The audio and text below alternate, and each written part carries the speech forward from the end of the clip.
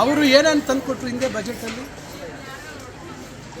ರೋಪ್ವೇ MOU ಆಗ್ದಿರಾ ಯಾರಾದರೂ ಭೂಮಿ ಪೂಜೆ ಮಾಡ್ತಾರಾ?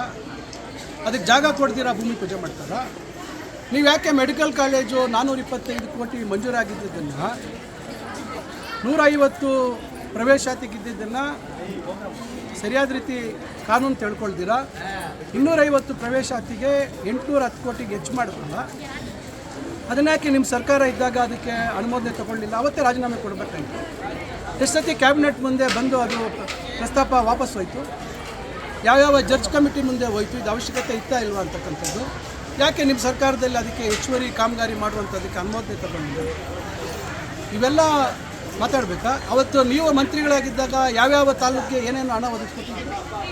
ಇವತ್ತು ನಾನು ಭಾಳ ಹೆಮ್ಮೆಯಿಂದ ಹೇಳ್ತೀನಿ, ಅತಿ ಹೆಚ್ಚಿನ ಒಂದು ವಿಸ್ತೀರ್ಣ 2823 ಎಕರೆ ಇವತ್ತು ಬರೀ ಒಂದೇ ಜಾಗದಲ್ಲಿ ಜಂಗಮಕೋಟೆ ಹತ್ರ ಕೈಗಾರಿಕಾ ಪ್ರದೇಶ ಸ್ಥಾಪನೆ ಮಾಡೋದಕ್ಕೆ ಇವತ್ತು ಪ್ರಾಥಮಿಕ ಅಧಿಸೂಚನೆಯನ್ನು, ಪ್ರೈಮರಿ ನೋಟಿಫಿಕೇಷನನ್ನು ನಾವು ಮಾಡಿಸಿದ್ದೀವಿ. ಇವತ್ತು ನರಸಾಪುರ ವೇಮಗಲ್ ಮೀರತಕ್ಕಂಥ ದೊಡ್ಡ ಜಾಗ ಇವತ್ತಾಗಿದೆ. ಸದ್ಯದಲ್ಲೇ ನಾವು ಬಾಗೇಪಲ್ಲಿ ಹತ್ರ 600ಕ್ಕಿಂತ ಹೆಚ್ಚು ಎಕರೆ ಅದನ್ನು ಅಂತಿಮ ನೋಟಿಫಿಕೇಷನ್ ಆಗ್ತಕ್ಕಂಥದ್ದಿದೆ. ಚಿಂತಾಮಣಿಯಲ್ಲಿ 1000 ಎಕರೆವರೆಗೂ ನಾವು ಸದ್ಯದಲ್ಲೇ ಅಂತಿಮ ನೋಟಿಫಿಕೇಷನ್ ಮಾಡುವಂಥದ್ದಿದೆ. ಈಗಾಗಲೇ ಗೌರಿಬಿದನೂರಲ್ಲಿ 3ನೇ ಹಂತದ ಒಂದು ಯೋಜನೆಗೆ ಈಗಾಗಲೇ ಭೂಮಿ ಇದೆ. ಸುಮಾರು 5000ಕ್ಕಿಂತ ಹೆಚ್ಚು ಎಕರೆಯಷ್ಟು ಭೂಮಿ ಇವತ್ತು ನಮ್ಮ ಜಿಲ್ಲೆಯಲ್ಲಿ ಕೈಗಾರಿಕೆಗಳು ಸ್ಥಾಪನೆ ಮಾಡುವಂಥದ್ದಕ್ಕೆ ನಾವೆಲ್ಲ ರೀತಿ ತಯಾರು ಮಾಡಿದ್ದೀವಿ. ಈ ಒಂದು ವರ್ಷದಲ್ಲಿ ಗೌರಿಬಿದನೂರನ್ನು ಹೊರತುಪಡಿಸಿ ಉಳಿದಂಥದ್ದೆಲ್ಲ ಈಗ ನಮ್ಮ ಅವಧಿಯಲ್ಲಿ ನೆನೆಗುದಿಗೆ ಬಿದ್ದಂಥವು ಕೆಲವು ಮತ್ತು ಹೊಸದಾಗಿ ಪ್ರಸ್ತಾವನೆಗಳನ್ನು ಕೊಟ್ಟು ಕೈಗಾರಿಕೆಗಳಾಗಬೇಕು, ಈ ಭಾಗ ಅಭಿವೃದ್ಧಿ ಆಗಬೇಕು. ಏರ್ಪೋರ್ಟ್ಗೆ ಕೇವಲ 18 ಕಿಲೋಮೀಟರ್ ಅಂತರದಲ್ಲಿ ಇರ್ತಕ್ಕಂಥ ಜಂಗಮಕೋಟೆಯಲ್ಲಿ ನಾವು ಮಾಡುವಂಥ ಕೆಲಸ ಮಾಡಿದ್ವಿ. ನೀವು 10 ವರ್ಷ ಶಾಸಕರಾಗಿದ್ರಿ, ಮಂತ್ರಿಗಳಾಗಿದ್ರಿ, ಯಾಕೆ ಚಿಕ್ಕಬಳ್ಳಾಪುರದಲ್ಲಿ ಕೈಗಾರಿಕೆ ಮಾಡಬೇಕು ಅನ್ನೋಂಥ ಆಲೋಚನೆ ಬರಲಿಲ್ವ ನಿಮಗೆ?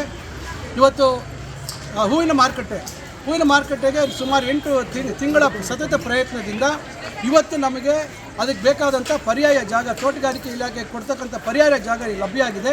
ಬಹುಶಃ ಇನ್ನೊಂದು 15-21 ತಿಂಗಳ ಒಳಗಾಗಿ ಅದಕ್ಕೆ ಪರ್ಯಾಯ ಜಾಗವನ್ನು ಮಂಜೂರು ಮಾಡಿಸಿ ತೋಟಗಾರಿಕೆ ಇಲಾಖೆಗೆ ಆ 20 ಎಕರೆ ಹೂವಿನ ಮಾರುಕಟ್ಟೆ ಮಾಡುವಂಥದ್ದಕ್ಕೆ ನಾವು ಇವತ್ತು ತೆಗೆದುಕೊಳ್ತಕ್ಕಂಥ ಕೆಲಸ ಮಾಡ್ತಾಯಿದ್ದೀವಿ. ಪ್ರತಿಯೊಂದು ವಿಚಾರದಲ್ಲೂ ಏನೇನೋ ಇವರು ಅವೈಜ್ಞಾನ. ಈಗ ಡೀಮ್ಡ್ ಫಾರೆಸ್ಟ್ ಏನು ಮಾಡ್ತಾಯಿದ್ರಿ ನೀವು? ಯಾಕೆ ಮೊನ್ನೆ ಸಭೆಯಲ್ಲಿ ಕೂತಾಗ ಹೇಳಿದ್ರು ನಮ್ಮ ಮಾತು ಯಾರು ಅಧಿಕಾರಿಗಳು ಕೇಳಲಿಲ್ಲ ಅಂತ. ಯಾಕೆ ರಾಜೀನಾಮೆ ಬಿಸಾಕಲಿಲ್ಲ? ಸಂದರ್ಭದಲ್ಲಿ 20,000 ಹೆಕ್ಟೇರು 50,000 ಎಕರೆ ಈ ಜಿಲ್ಲೆಯಲ್ಲಿ ಡೀಮ್ಡ್ ಫಾರೆಸ್ಟ್ ಆಯ್ತಲ್ಲ. ಅವತ್ತು ಏನು ಮಾಡ್ತಾಯಿದ್ರಿ ನೀವು? ಕೋವಿಡಲ್ಲಿ ಮಾಸ್ಕ್ ರೇಟ್ ಎಷ್ಟು, PPE ಕಿಟ್ ಎಷ್ಟು, ಇನ್ನೊಂದರಲ್ಲಿ ಎಷ್ಟೆಷ್ಟು ದುಡ್ಡು ಸಿಗುತ್ತೆ ಅಂತಕ್ಕಂಥದ್ರ ಕಡೆ ಹೆಚ್ಚು ಗಮನ ಇತ್ತು ನಿಮಗೆ.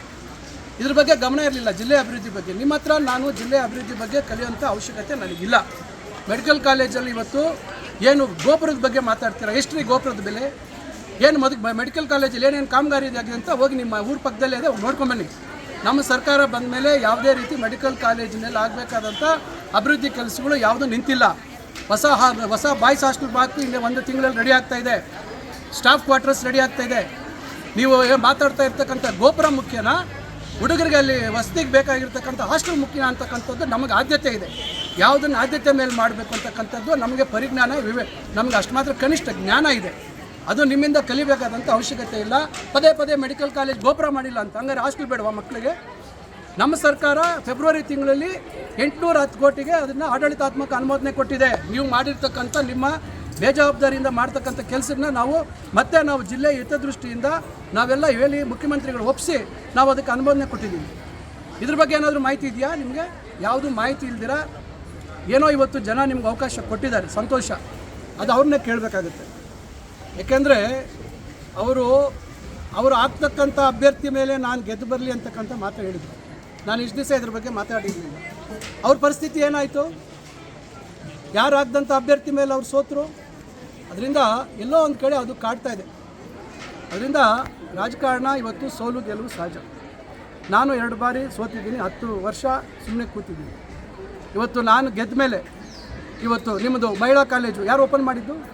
ಈಗ ಮತ್ತೆ ನಾನು ಆ ಮಹಿಳಾ ಕಾಲೇಜಿಗೆ 5 ಕೋಟಿ ರೂಪಾಯಿ ಕೊಟ್ಟಿದ್ದೀನಿ ಮೇಲೆ ಇವತ್ತು ಕಟ್ಟಲಿಕ್ಕೆ. ಬಾಯ್ಸ್ ಕಾಲೇಜಿಗೆ 4 ಕೋಟಿ ಚಿಲ್ಲರೆ ಕೊಟ್ಟಿದ್ದೀನಿ. ಇವತ್ತು ಜಿಲ್ಲೆಯಲ್ಲಿರ್ತಕ್ಕಂಥ ಪ್ರಥಮ ದರ್ಜೆ ಕಾಲೇಜುಗಳಿಗೆ ನನ್ನ ಸಚಿವಾಲಯದಿಂದ ನಾನು ಕೊಟ್ಟಿದ್ದೀನಿ. ನೀವು ಆರೋಗ್ಯ ಮಂತ್ರಿಗಳಾಗಿದ್ದಾಗ ಏನು ಈ ಜಿಲ್ಲೆಗೆ ಕೊಡುಗೆ? ಚಿಂತಾಮಣಿ ಆಸ್ಪತ್ರೆಗೆ ಏನು ನಿಮ್ಮ ಕೊಡುಗೆ? ಬಾಗೇಪಲ್ಲಿ ಆಸ್ಪತ್ರೆಗೆ ಏನು ನಿಮ್ಮ ಕೊಡುಗೆ?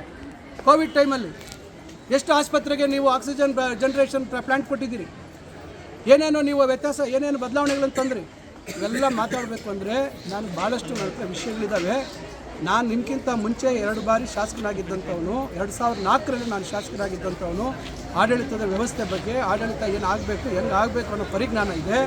ಯಾವ ರೀತಿ ಜಿಲ್ಲಾಡಳಿತದ ಹತ್ರ ವಸೂಲಿ ದಂಧೆ ನಡೀತಾ ಇತ್ತು. ಇವತ್ತು ಶಿವರಾತ್ರಿ ಅದೇನೋದು ಶಿವೋತ್ಸವ, ಮತ್ತು ಅದೇನೋ ಚಿಕ್ಕಬಳ್ಳಾಪುರ ಉತ್ಸವ, ಇವೆಲ್ಲ ನಾನು ಮಾತಾಡಬೇಕಾ? ಈ ವ್ಯವಸ್ಥೆ ಇವತ್ತು ಇಲ್ಲ. ಇವತ್ತು ಯಾರು ಬೇಕಾದ್ರೆ ಅಧಿಕಾರಿಗಳು ಹೇಳಿ ನೋಡೋಣ. ಜಿಲ್ಲೆಯಲ್ಲಿ ಇವತ್ತಿರೋ ಜಿಲ್ಲಾ ಮಂತ್ರಿಗಳು ಯಾವ ರೀತಿ ನಡ್ಕೊಳ್ತಾ ಇದ್ದಾರೆ, ಅವತ್ತಿನ ಜಿಲ್ಲಾ ಮಂತ್ರಿಗಳು ಯಾವ ರೀತಿ ನಡ್ಕೊಂಡ್ರು ಅಂತಕ್ಕಂಥದ್ದು ಯಾವ ವೇದಿಕೆಯಲ್ಲಿ ಬೇಕಾದ್ರೆ ಬಂದು ನಾನು ಮಾತಾಡೋಕ್ಕೆ ಹೇಳಿದ್ದೀನಿ. ಯಾರಾದರೂ ಅಧಿಕಾರಿಗಳು ಬಂದು ಮಾತಾಡಲಿ ನೋಡೋಣ, ಹೇಳಿ ನೋಡೋಣ ವಾಸ್ತವಾಂಶ. ನೀವಿದ್ದಾಗ ಯಾವ ರೀತಿ ಪರಿಸ್ಥಿತಿ ಇತ್ತು, ಯಾವ ರೀತಿ ಎಲ್ಲದಕ್ಕೂ ರೇಟ್ ಕಾರ್ಡ್ ಫಿಕ್ಸ್ ಮಾಡಿದ್ರಿ, ಅಧಿಕಾರಿಗಳ ಹತ್ರ ಯಾವ ರೀತಿ ನಡ್ಕೊಳ್ತಾ ಇದ್ರಿ, ಇವೆಲ್ಲ ನಾನು ಮಾತಾಡೋಕ್ಕೆ ಹೋದರೆ ನಿಮಗೂ ಗೌರವ ತರೋದಿಲ್ಲ.